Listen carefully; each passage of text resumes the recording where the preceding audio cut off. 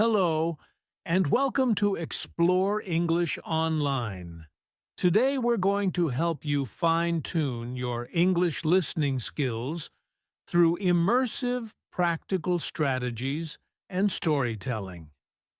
If you're someone who's ever struggled to understand English at full speed, or has been caught off guard by the way native speakers blend words together, you're not alone. In fact, most English learners report that listening is one of the hardest skills to master, with nearly 65% saying they find native conversations difficult to follow. Today, we're going on a deep into the art of English listening. I'll be sharing why listening practice is so important, what makes it uniquely challenging, and, of course, specific techniques you can start using immediately to improve. I'll also be weaving in personal stories and long, concrete examples so you get a true sense of how to make listening practice part of your daily routine. Chapter 1: The Foundation of Listening Practice. To kick things off, let's talk about why listening is so important. Listening is one of the 4 core skills in language learning, alongside reading, writing, and speaking. But it has a unique role. You see, listening is the first language skill we develop naturally. Think about it. Babies don't start talking or reading. They start by listening to the sounds around them, absorbing language in a passive but powerful way. It's only after months of listening that they begin to try forming words themselves. For English learners, this concept holds true as well. Before you can become comfortable with speaking, it's vital to immerse yourself in the language by listening as much as possible. Studies show that people who prioritize listening see a 40% faster improvement in their overall language proficiency compared to those who focus on other skills alone. Chapter 2: The Importance of English Listening Practice. Let's talk about why listening is so crucial. Often, English learners focus a lot on speaking or writing. But listening? It can sometimes be the skill that makes or breaks your ability to communicate.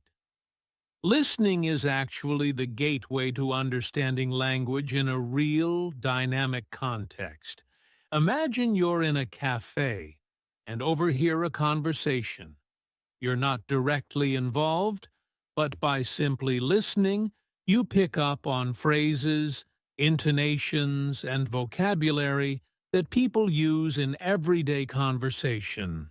Listening helps you learn authentic language. Textbooks may teach you proper grammar and vocabulary, but real-life conversations, they're filled with nuances, slang, and colloquial expressions that only make sense when you hear them in context. For example, did you know that around 70% of conversations in English include phrasal verbs? Phrasal verbs like give up or take off don't always follow predictable grammar rules, but they're everywhere in English speech. Listening is also essential for pronunciation. When you listen, you're not just picking up vocabulary, but also the rhythm, tone, and pace of native speakers. Many English learners struggle with these subtle elements of the language. But when you actively listen, you can learn to mimic native pronunciation and intonation patterns. And that's what can help you sound fluent, even if your vocabulary is limited. Chapter 3: Why listening is challenging for English learners. So, Why is listening so challenging? Well, English is full of unique quirks that make it hard to follow, especially for beginners. For one, English is a stress-timed language. What does that mean? In stress-timed languages like English, certain words, the content words, like nouns, main verbs, adjectives, and adverbs, are emphasized, while function words like articles, prepositions, and conjunctions tend to blend together. In contrast, syllable-timed languages, like Spanish, emphasize nearly every syllable equally. For a Spanish speaker learning English, this rhythm can be tough to adjust to. Take this example. I could have gone to the store. When spoken naturally, a native English speaker might say, I could have gone to the store. If you're not used to this pattern, it can sound like an entirely different sentence. Let me give you a personal story here. When I was working with a student named Lee, he initially struggled with understanding even simple sentences in fast-paced English.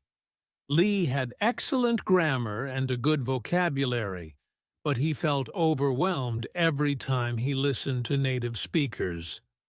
What was happening was that he was trying to catch every single word, instead of focusing on the main words carrying the meaning. So, I advised him to focus only on the content words. Over time, he realized he didn't need to understand every word to get the gist of what was being said. Chapter 4. Techniques for Effective Listening Practice. Now that we understand why listening is important, let's dive into how you can practice effectively. First, there's passive listening and active listening. 1. Passive listening. This is when you play English audio in the background while doing other activities. Maybe you're cooking, cleaning, or exercising. You're not actively trying to understand everything, but your brain is still picking up patterns. Studies suggest that even passive listening can improve vocabulary retention by around 30% over time. 2. Active listening. Active listening is where the real learning happens. Here, you focus entirely on the audio, trying to understand and engage with it. This might mean listening to a podcast episode and pausing to replay sections, or even writing down words you don't know. One great technique for active listening is shadowing. Here's how it works. As you listen, you repeat what the speaker says as closely as possible. This method not only improves comprehension, but also helps you with pronunciation. Start by listening to a short sentence, pause, and repeat. If you can, record yourself to check how close you sound to the original. Another method is transcription practice. Choose a short audio clip, maybe 1 minute long. Listen to it several times and try to write down exactly what you hear. You'll probably notice that certain words are harder to catch. This is normal. Transcription forces you to listen closely, training your ear to detect sounds that might otherwise slip by. Chapter 4. Techniques for Improving English Listening Skills. Now, let's move into some actionable techniques. First up, shadowing. This is where you listen to a sentence or a short phrase and then immediately try to repeat it, mimicking the pronunciation, rhythm, and tone. Shadowing is particularly effective for two reasons. One, it forces you to listen very closely. And two, it trains your brain to recognize common patterns in English speech. Even 5 minutes of shadowing per day can significantly improve your listening and speaking skills. Another powerful method is chunking. In chunking, you break down sentences into manageable pieces, or chunks. Instead of focusing on each word, you group words that naturally belong together. For example, in the sentence, "Would you like to go out for coffee?" Instead of hearing each word separately, you hear it as, "Would you like to sektintu senin pindert set go out for kintu siniku pwine twine coffee?" This is closer to how native speakers process sentences and can help you keep up with the flow of conversation. Example. Technique. I remember another student, Elena, who loved watching English TV shows. She would often try to watch full episodes in one go, but she found it overwhelming. So, I recommended that she start by watching short clips and focusing on just a few chunks at a time. She would watch a scene, pause, and repeat the lines in chunks.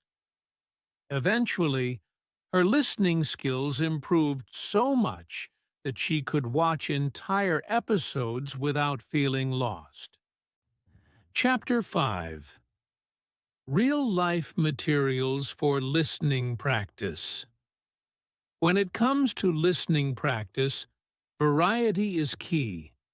Exposing yourself to different kinds of materials will prepare you for a broader range of situations. Let's go through some of the best types of content for English listening practice. 1. Podcasts. Podcasts are excellent for learning English because they're available on virtually any topic.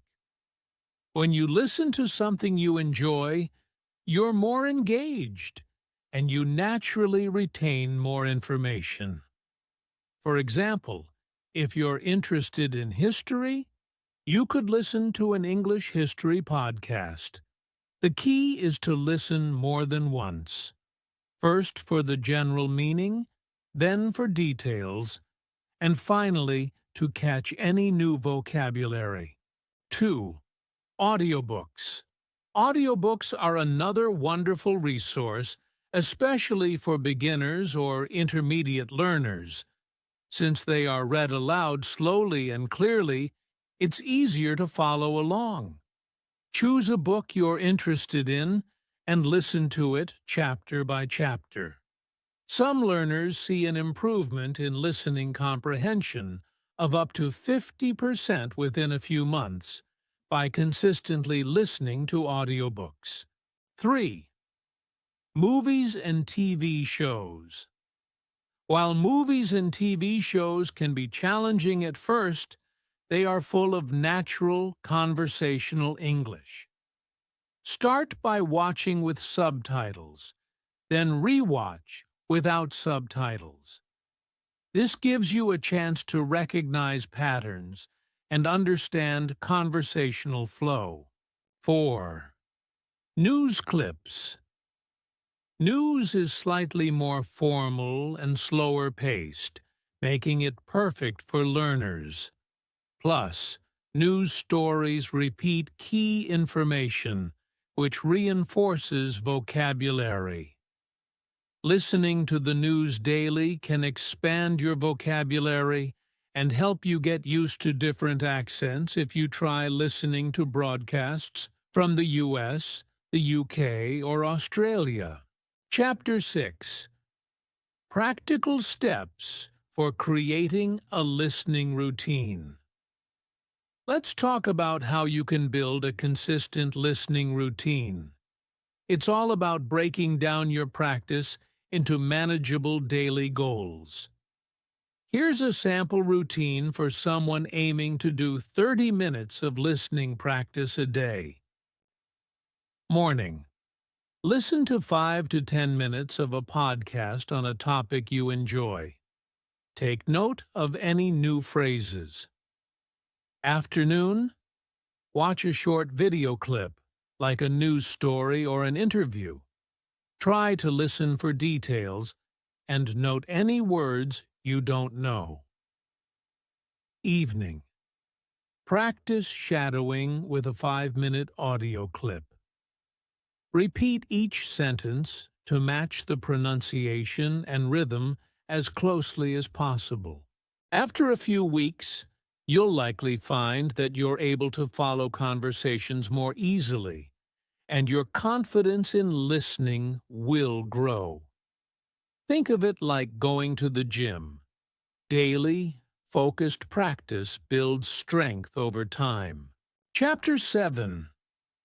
Overcoming Common Listening Challenges. One common challenge English learners face is fast speech. Native speakers tend to blend words and reduce sounds, which can make even simple sentences sound complicated. For example, "Did you eat yet?" can sound like "Jeet yet?"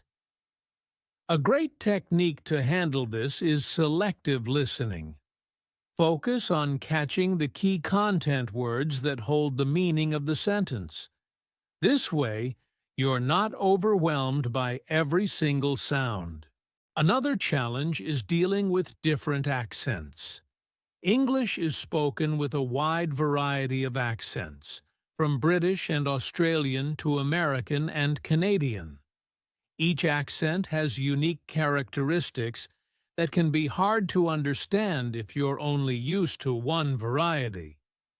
To tackle this, expose yourself to different accents gradually. Start by listening to slower, more formal accents, like BBC News, and then work your way up to more conversational content in different accents. Thank you for joining us on this journey to mastering English listening. Remember, consistent listening practice, paired with the right techniques, will make you a stronger, more confident English listener. Whether you're using podcasts, movies, news, or simply breaking down challenging sentences, each step you take brings you closer to fluency. Keep practicing, stay patient, and remember, every minute of listening counts. Until next time, happy learning.